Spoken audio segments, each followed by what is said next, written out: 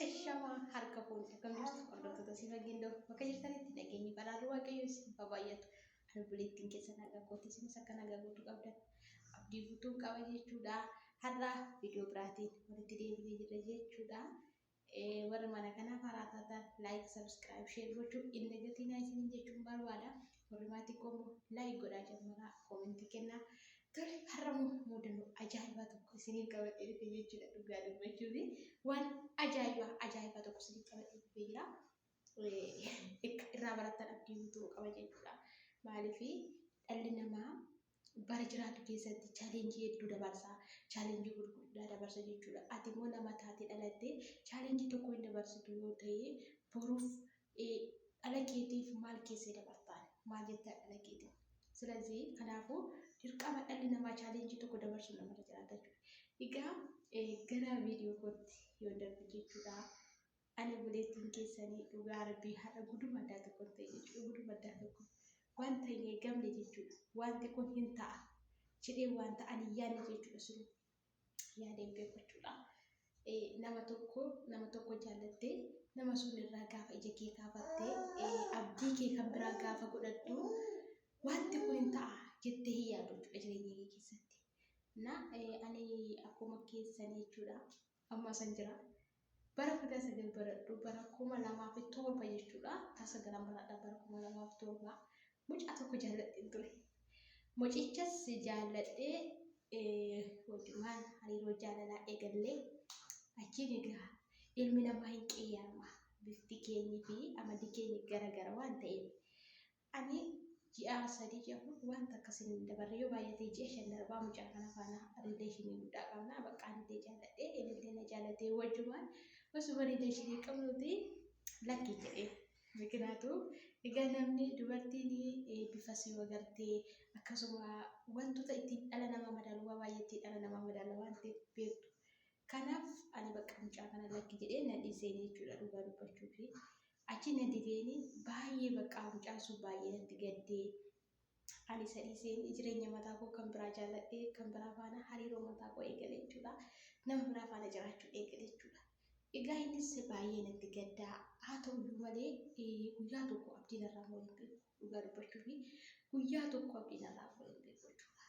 Yeroo hundumaa akka nama tokko gaafa naa dabaluun barbaada yoo dabalillee sirrii jalaa kaasuu hin fedhanii jireenya mataa koo waan hin qabuuf bakka ani isa faana haasa'uu hin barbaadu. Maaliif namni tokko erga jireenya mataa koo jedhee waan tokkotti galee hin barbaachisu. Kanaaf jedhee bakka yeroo baay'ee ani biloogii fa'aa godha wantoota baay'ee gochaa ture jechuudha. Gaafa inni asirraa natti dhufu ani asirraa jalaa deemaanii garuu yeroo na argu totoon afaan haasa'ee teessisee na hubachiisee waa baay'ee yaada ture. Garuu ani guyyaa tokko fuula koo faana ishi jedhee yeroo kennee fi haasofsiisee beeku jechuudha. Ani jireenya mataa koo nan eegalee osuma kanaa jirru kanumaa jirru dhaqni gargar fagaannee anillee barumsa koo xumuree innillee barumsa isaa xumuree akka carraa ta'ee ani barumsa xumuree hojii nan dhabe jechuudha. Inni Haramaayaa Yuunivarsiitii irraa bahee inni eebbifamee hojii galee jechuudha. Hojii galee egaa mudannoo gosaadhaatiif kanan duubatti deebi'ee isiniif kaase jechuudha. Waa guddaarraa barattu dheetananii dhugaa rabbiitiin. Inni hojii galee ani immoo hojii kana barbaade ta'uudhaan gara biyya kanaa dhufe jechuudha. Gara biyya kanaa gaafa dhufu ani inni maal godha seeta jechuudha. Mucaa tansiraa yaadni godha gara mucaa dhaqeeyyaas gidduudha. Achiin gaafa kana achi hojjeta. Biyya maatii kootii hojjeta jechuudha. Biyya maatii kootii hojjetaa jira jechuudha. Saatii ammaa kanatti immoo faaziriin koo erga qabamee mana hidhaa galee tureera. Mudannoo kooti isiniif karaa dhaqee jechuudha. Faaziriin koo erga qabamee mana hidhaa galee tureera. Karaa baay'ee yaashisaa ture jechuudha. Faazirii kootiif carraa mana hidhaa sabaasuudhaan waa baay'ee yaalaa ture birriidhaan illee akkasuma namoota baay'eedhaan deemee yaalaa ture garuu carraa bahuu hin arganne faaziriin koo jechuudha. Gaafaatti carraa bahuu hin arganne. Achiin eeggadda na fakkaata. Eeggadda feesbuukiidhaan hayyoolee jennee akka inni achi magaalaa keenya irra jiru hin beeku jechuudha. Hayyoolee jennee nagaa walii gaafannee lakkaa inni mana hidhaa kan keessatti faaziriin koo fayyadamee jiru beekachuudha. Argee jira. Osuma kanaan jiru faaziriin koo faana dhaqanii lakkaa dhaqee faaziriin kootiin achitti dubbatu. faaziriin koo akkasitti mana hidhaa jira jedhee illee taasisa jechuudha. Inni illee taasise maaliifini saatii amma kana dheeratu mul'u maal taanaa mana hidhaa keessa taa'u namni naan jedhee natti taasise jechuudha. Inni sababii inni mana hidhaa taa'uu fi saatii kanatti namni wabii namaa ta'e nama baasuu hin danda'u. Dhimmichi dhimma rakkoo addaati waan ta'eef wabii ta'e nama baasuu hin danda'u jechuudha. Achiin ani keessa jiru akkasii jedhee itti himee jechuudha. Achiin boru saatii lamatti na eegi ani baasuu yoo ta'e naan jedhe dhugaa dubbachuuf dhugaa natti fakkaanne mikinaatu wanta inni dhugaa natti fakkaanneef maalla seetan mucaa kana faana kaleessa hin gadda wajjin wal lollee jirra jaalalaan qabnu ani dhugaa dubbachuuf gaafa inni asii natti dhufe karaa kanaan biraa deema jechuun bifa namummaatiin ilaalee hin beeku jechuudha. Guyyaa tokko keessa koo qeebii guddaatu jira waan ta'eef jechuudha. Garuu akkasitti yaadne daa'imni nama tokkotti namni sun yoo hammeenyaa sitti dhufillee ati gaarummaa nama sunitti agarsiisu jechuudha. Waaqayyo biraan argata jechuudha dhugaa dubbachuuf gadi kee. Ani garuu nama kanatti homaa nan goone garuu simdilee keessi koo akkasumatti qeenyi isatti kuusee jira bakka. Akka inni safara koo ga'uun barbaadu gaafa inni sirraan darbanii karaa kanaan darba dhugaa dubbachuudhaaf jechuudha. Sirna guyyaa tokko bakka waan hin jedhu ani hayni kana naaf godha jedha miti. Yoon kufeeyyuu lafaan kaasa jedhee yaadeen beeku waan isin ajaa'ibu jechuudha. Bakka ani sammuu koo akkas taramasiisee jira isin eegalee sammuu koo ani waa'ee isaatiif gaarummaadhaan yaadeen beeku jechuudha. Hammeenya yaada malee yeroo hundumaa jechuun hammeenyi waan biraa osoo hin taane isa dubbisuun fedhu nagaan gaafa yoon karaatti itti dhufee iddoo namummaa hin qabuu fi akka nama kaleessa wajjin ta'ee shayii dhugee wayii akka nama kaleessa wal jaalatee guyyaa tokko ilaalcha akkasitti ilaalee hin beeku jechuudha. Yoo inni itti dhufuu baate natti tola. Gaafa inni itti dhufe jireenya koo hundumtuu jeeqamaa ta'a jechuudha. Inna akkas gaafa inni naan jedhu hin qoosansee dhugaa dubbachuudhaa fi hin qoosansee malee kana godha jedhee yaadne jechuudha. Kana godha wayii dhaqeetiin inni maatii baasa jedhee faaziriin baasa jedhee yaadne jechuudha. Achiin har'a barii guyyuma har'aa kana jechuudha. Barii naa bilbileetu faazirii keetti dubbadhu naan jedhe inni immoo achi keessaa nama qaba.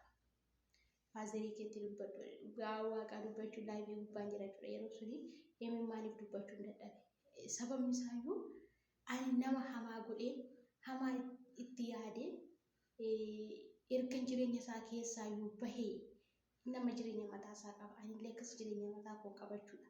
Har'uma erga jireenya isaa keessaallee bahee hamaa yaadaa fi malee guyyaa tokko gaarummaa isaa yaadeen beeku jechuudha. Inni garuu duras kan isa miidhe anadha. Hamma har'aattis kan qiimitti kuusee jiru anadha.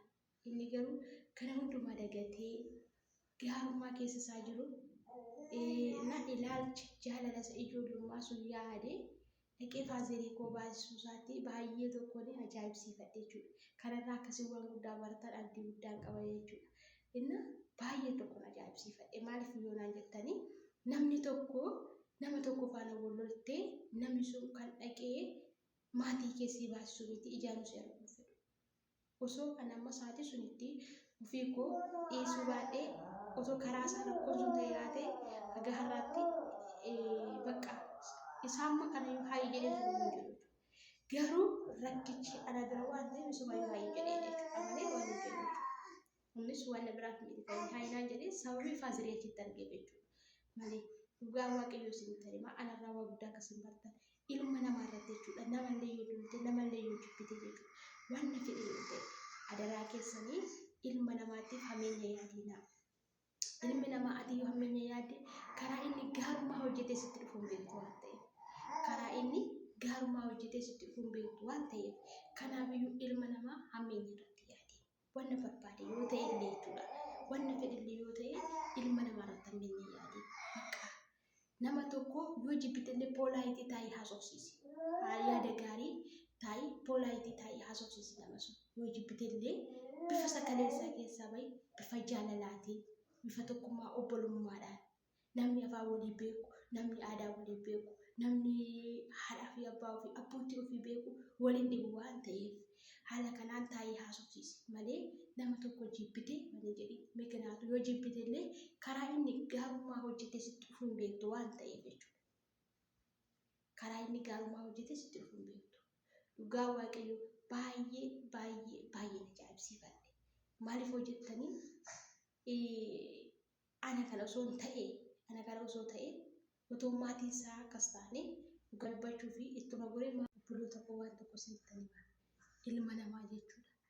Yaraasaa ta'u gaarii, hamaasaa ta'u arjaa, beekaasaa ta'u wallaalaa, xiqqaasaa ta'u guddaa, ilma namaarratti hamaa yaadi.